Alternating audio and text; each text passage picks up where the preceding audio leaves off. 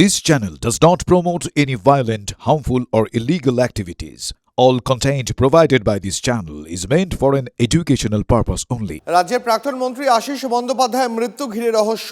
প্রতিবারের মতন ৮০তম স্বাধীনতা দিবস উপলক্ষে গতকাল সকালেও পতাকা উত্তোলন করেন আশিস বন্দ্যোপাধ্যায়।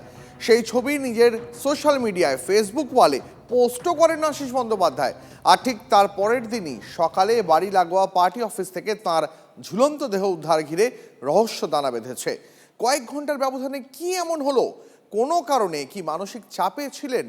তদন্তে পুলিশ। এই মুহূর্তে আপনাদের যে ছবি দেখাচ্ছি, রাজ্যের প্রাক্তন মন্ত্রী আশিস বন্দ্যোপাধ্যায়, যার মৃত্যু ঘিরে রহস্য দানা বাঁধছে, তিনি কিন্তু গতকালও ৮০তম স্বাধীনতা দিবস উপলক্ষে সকালে পতাকা উত্তোলন করেন এবং সেই ছবি নিজের সোশ্যাল মিডিয়া অ্যাকাউন্টে পোস্টও করেন আশিস বন্দ্যোপাধ্যায়।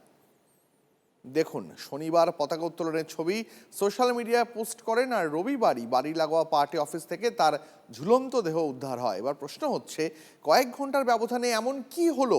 কোনো কারণে তিনি কি মানসিক চাপে ছিলেন? তদন্তে পুলিশ। কখন বেরিয়েছিল কিছুই জানি না। সকালের ওই সব চিৎকার করাতে আমি আস্তে আস্তে আমার পা ভাঙাতে আমি সেই শক্তিগড়ে গেল, সেই সব কিছু লোক সেই নেমে সেই চোর চোর নানা রকম স্লোগান দিতে, ওইগুলো ওর মনের মধ্যেও লেগে গেল। ভাইয়ের সঙ্গে তো নিশ্চয়ই কথা হতো। আমি বুঝেও গিয়েছিলাম যে তোমার নামে কোনো অ্যালিগেশন নাই, কোনো কিচ্ছু নাই, কেউ তোকে অশ্রদ্ধা করে না। একদিন ওনার সাথে ওকে বুঝে গেছে, কিন্তু কিছু আমাদেরকে বলেনি, আমরা জানতাম না। আমি তো আজকে সকালে নিউজ শুনলাম।